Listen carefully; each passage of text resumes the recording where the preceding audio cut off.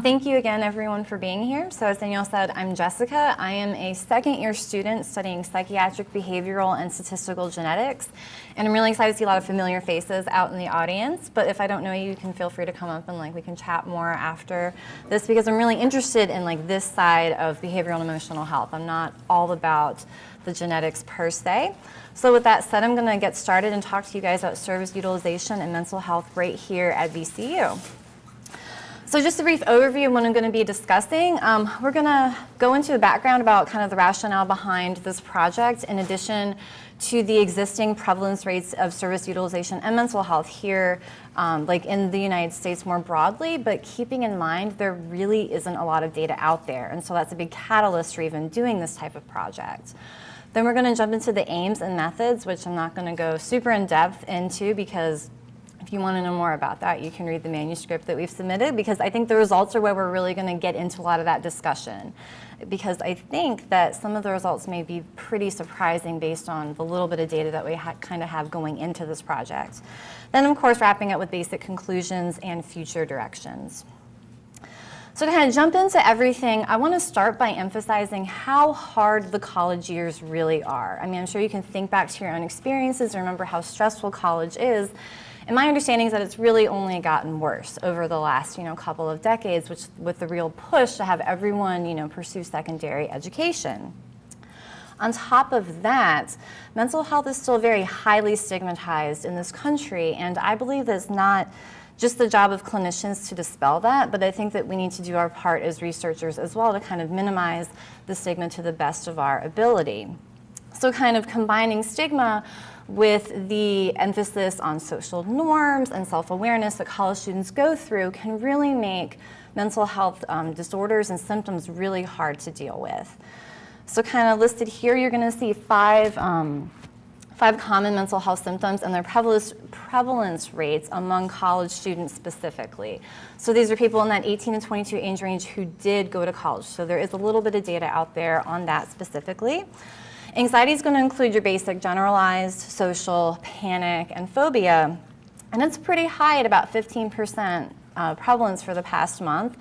Then when we jump down to depression and mood, which is a little bit broader here because the literature doesn't always kind of differentiate different types of depression, so this is actually including major depression, melancholia, and bipolar. That jumps to almost a third of the student population at 27%, which is pretty high.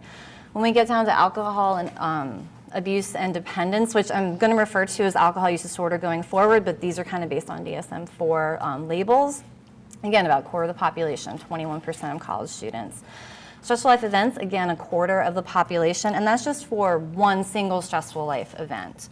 So like one car accident, one sexual assault, and so that rate, of course, increases significantly as you broaden that definition.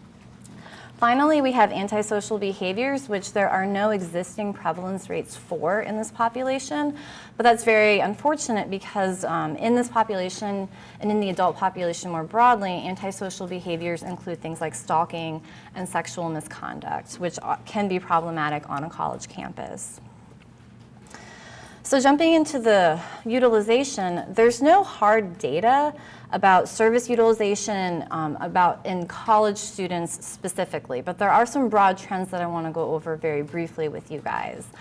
So the good news is that generally colleges are very good at providing services for students. I'm sure we're at a very big university, we're well aware that there's a lot of different outlets that students can turn to.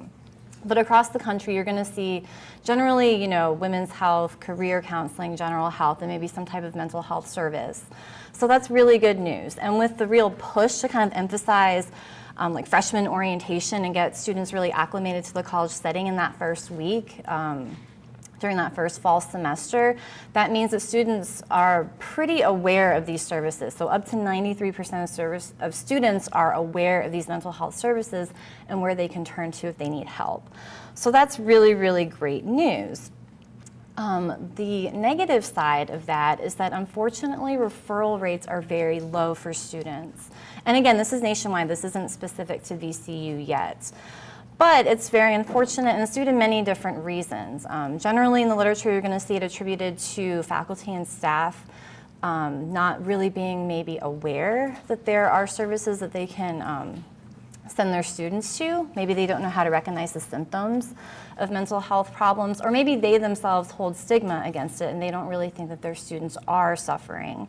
So kind of that combined with students not having a lot of time and feeling a lot of pressure means that utilization of services for college students hovers around 13%, which if you recall the prevalence rates from the previous slide, that's a really huge gap. So the point of that being that students aren't necessarily getting the help that they need.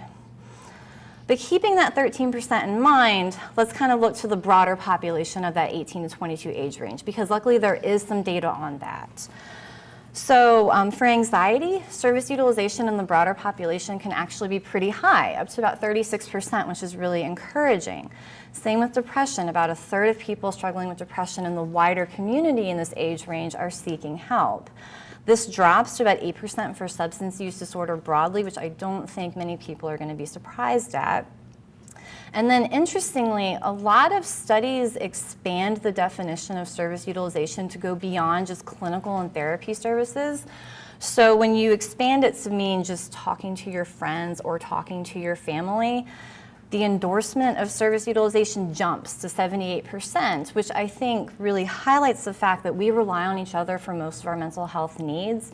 And I think that that also gets back to that root of the stigma that still really exists in this country. And that's not something I'm going to really get into, but I think it's just some food for thought kind of going forward.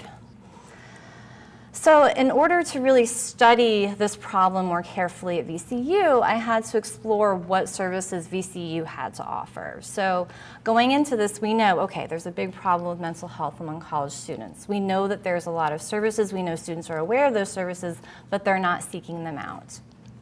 So let's see what VCU, has to offer. So in regard to mental health, there's 4 main services that VCU offers. So that's University Counseling Services, University Health Services, the Well, and Disability Support Services. And I'm just going to briefly go over all 4 of those for you guys here.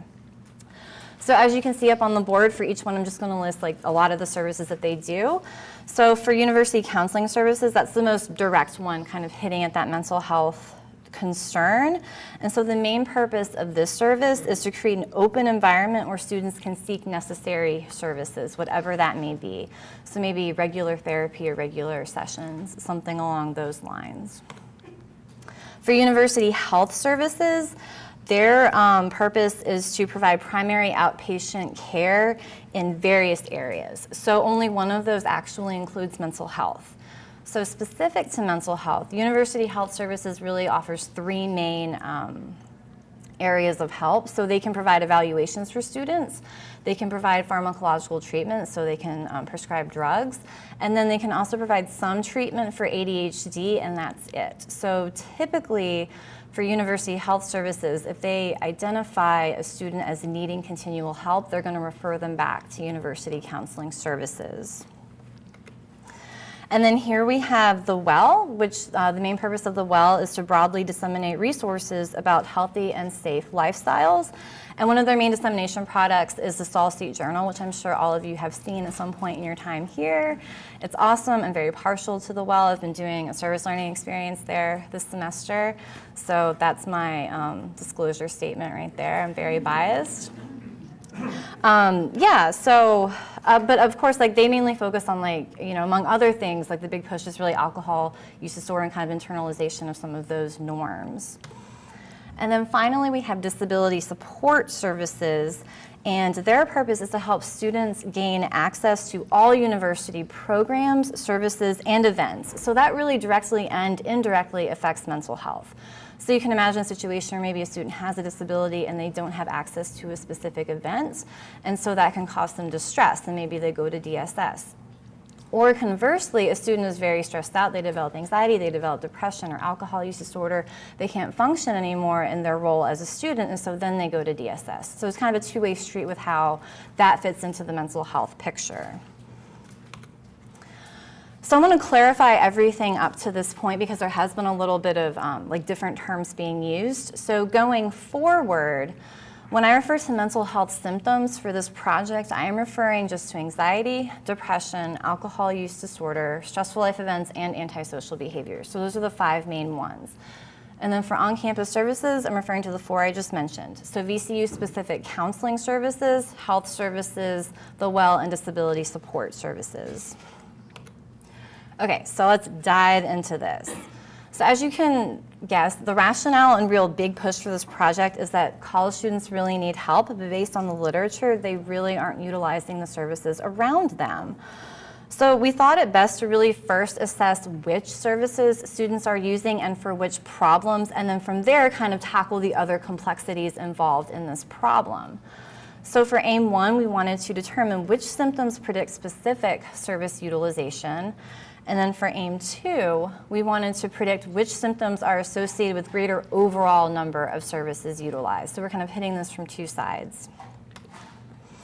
So you can see the demographic breakdown of our participants, and I forget if Daniel mentioned it, but we did utilize a subset of the Spit for Science sample. So we limited it to sophomores for various reasons, which I'll touch on in a minute, and that left us with 3,700-ish people, which is pretty good. Like, that's still really high. So they had a mean age of about 20, 66% female, and then you can see that the racial and ethnic breakdown is pretty similar to that here at VCU. And so one of the main limitations of the study is that we limited it to sophomores, but when we did this study, it was the December 2015 data freeze, and so at that point, not all the data had been collected for juniors and seniors, and so that wasn't necessarily completely representative with all the questions that we were looking at. And then we felt that including freshmen, like they may not be comfortable at VCU yet because some of their data is collected right when they get here in the fall. Maybe they didn't feel comfortable seeking out services, or maybe they weren't really struggling with any mental health symptoms yet. So at the time, it made the most sense to just limit this study to sophomores. And then, so I'm just going to briefly discuss the variables that we utilize so that everything else going forward can make a little bit more sense. So for each service, so the 4 services mentioned, 1 question was asked regarding whether students had ever utilized that service. So it was just a binary yes-no question.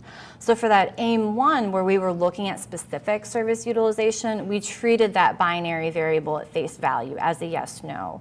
Whereas for aim 2, where we looked at overall service utilization, we combined all of those binary scores within participants to kind of get an overall service utilization score for everybody. And then for each disorder, we created sum scores, and that looked a little different for every disorder, but I'm just going to go over an example of anxiety. So for anxiety, for example, there were 4 items on a symptom checklist that we felt were an appropriate proxy for this disorder. And those were nervousness or shakiness, suddenly feeling scared for no reason, feeling fearful, and then spells of terror or panic. And so participants answered each of those 4 questions on a 1 through 5 scale. And from that, we summed all of their scores for each participant to get an anxiety sum score. And that was true for all of the disorders. But they were all a little different. For example, I think depression was maybe only 3 questions, like alcohol use disorder was maybe 16 questions. So there's a lot of variability in how we calculated those scores. And then we used age, sex, and then race/ethnicity as covariates in the analyses going forward. So before I kind of jump into the methods and then the results, are there any questions about how we got to this point before I continue? Okay, good. I just want to make sure. Okay, so for aim 1, again, the purpose was to determine which symptoms predict specific service utilization. So here we used a logistic regression to regress each binary score from each symptom onto each, binary score for each service onto each symptom and the covariates. So first we did a series of univariate regressions. So we did this one at a time for each disorder and each covariate. And then whichever variables were significant, we then threw that into a multivariate regression to see which ones held up. And then for aim 2, kind of looking at that more global picture of service utilization, we instead used the linear regression to regress the total sum score for the total number of services used, again, first individually onto each symptom and onto each covariate, and then taking the significant ones and then throwing that into a multivariate analysis to see what held up. And so now we're kind of getting to the fun part of everything.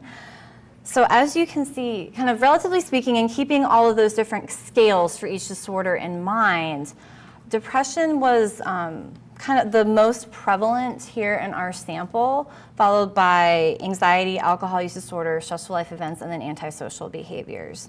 And so I know for me, when I got to this point in the analyses, I thought, okay, yeah, this is totally in line with what we've seen before. Like, even though we don't have like utilization rates for college students specifically in that same age range, yeah, like depression and anxiety, like they utilize services for that the most. And we're seeing that it's the highest prevalence here, and it's the highest prevalence in other college studies. So yeah, like those are gonna be like what we find. Like I really expected those to predict the most services going into the rest of the analyses. But I was a little surprised. I think maybe some of you may or may not be surprised as well. So the way I'm going to present these is I'm going to go over first the univariate and then the multivariate regression for each service, with the lighter colored boxes meaning that it was not significant. So first, for university counseling services, you can see that most variables were highly predictive at the univariate level, and at fairly good magnitude, like 13%, 40%. But the fun thing is that when you throw everything into the multivariate regression, hardly anything really holds up. So for this, only an elevated depression sum score led to an 11% increase in utilization of university counseling services, which is something that I found highly surprising, especially considering that university counseling services is really the only service out of all four like that only deals with mental health symptoms. So that was very surprising to me. Next, moving on to university health services, not as many were that predictive at the univariate level, and they were also quite smaller magnitude, but you're going to see a trend where only a few end up holding up in the multivariate regression. So specifically, increases in the stressful life event sum score led to an 8% increase in utilization of this health service. Being female led to a 95% increase in utilization of the service compared to being male, and then being Asian led to a 35% decrease in utilization of this service compared to being white. For the well, again, about only a handful predicted utilization at the univariate level, but at fairly good magnitudes. And then when we jump to the multivariate level, only 2 variables remain significant. So specifically, with an increase in the alcohol use disorder sum score, that leads to a 14% increase in utilization of the well, which I think makes a lot of sense considering like that's one of their main pushes. And then being black led to a 38% increase in utilization of that service compared to being white. For disability support services, we kind of go back to that initial trend of most of the variables being predictive at that univariate level, but again, you have to really take that with a grain of salt. So then when you get down, that should say multivariate regression. So when you get to the multivariate level, alcohol use disorder is the only variable that remains significant, leading to a 37% increase in utilization of this service. Again, something that I personally found surprising because this is actually the highest magnitude out of all the results. And I maybe would have expected that for health services or counseling services, but not for disability support. So I think that's certainly something to keep in mind going forward.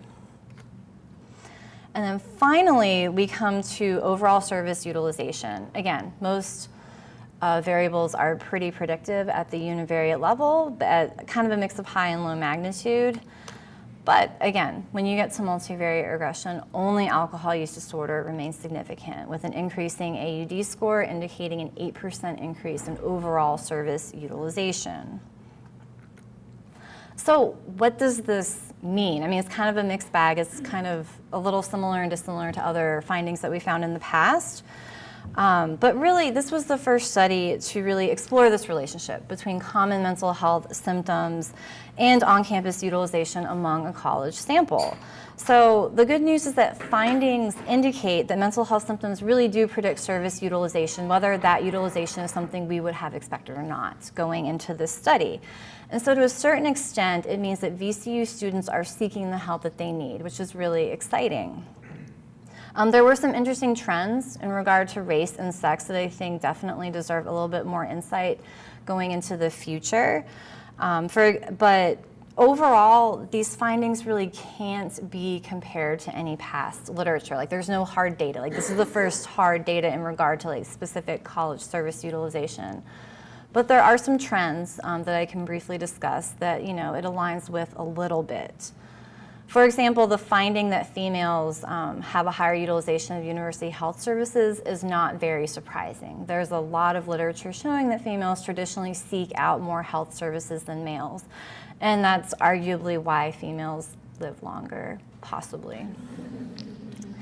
There's also a lack of mental health service utilization among individuals of a racial minority. So again, the finding that being Asian led to a decrease in utilization of health services wasn't that surprising either. However, there are some trends that don't really align with a lot of the more broader population rates. So for example, if you recall, alcohol use in the more broader college age population, but not specific to college students, that had a really low service utilization rate. So on that first or second slide, that was around 8%. Yet in this study, in the same age range, but specific to college students, alcohol use disorder predicted utilization of the most services and of service utilization overall. And so I think that speaks to something in maybe the way colleges address alcohol, or maybe it's just something very VCU specific. Only more research would be able to tell. But I would guess that in the broader population, alcohol use disorder is probably more highly stigmatized than even something like anxiety or depression, so there's not going to be a lot of service utilization. Whereas on a college campus, administrators and faculty are very aware that alcohol can become a problem. It's kind of the age where that becomes a problem for many people. And so there's a really big push of prevention. And I think that some of that might be reflected in this data. But then on the flip side of that, service utilization for anxiety and depression, again, in the same age range, but not in college students, is much higher, 32, 36%. And then we come to this college-specific sample, and only depression led to an increase in utilization of one service. And so I think that begs a deeper look into how colleges treat anxiety and treat depression. I think they've done a really good job of, say, spreading awareness of alcohol use disorder and problems related with that. But I think anxiety and depression still remained highly normalized in a college sample. And then, kind of just that idea that college is supposed to be stressful.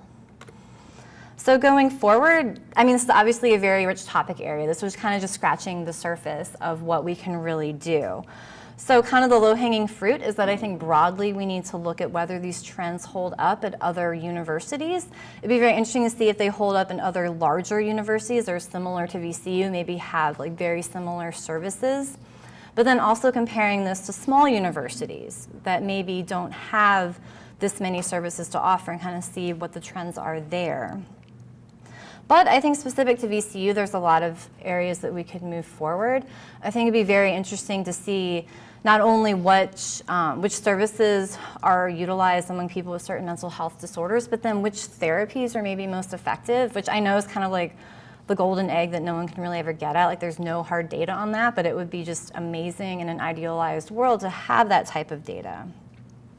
I think another thing to explore are barriers to service utilization, either specific to VCU or specific to college more broadly, because at least at VCU, and I'm pretty sure for most universities nationwide, these services are free. So you don't have to deal with insurance, with payment, with anything like that. So even though we can tell from this sample people are utilizing our services, it's still not quite as high as maybe you would expect, especially considering that money really isn't going to be an issue for a lot of that. At least, on the surface, from my small understanding of all of that, of how that works here. And then finally, we really need to do more to understand mental health and service utilization among all of our groups of students here at VCU. So I think, namely, focusing on students of racial ethnic minority, LGBTQIA students, and international students. There's some data out there showing that those students struggle a little bit more with service utilization and with mental health rates, but there's really not enough data out there, and I think that the Spit for Science data set would provide a really good opportunity to explore that even further. So that's all that I have. And I want to say thank you to everyone who contributed to this manuscript. And I'm actually going to leave it on a cute slide of my cat because that's kind of a trend we've started in my department of ending on cute animals or babies. I don't have a baby. I think my cat's way cuter than a baby. But this is like a while ago. She's older now. She's not quite as cute, but this is her. So this is Winnie. Thank you.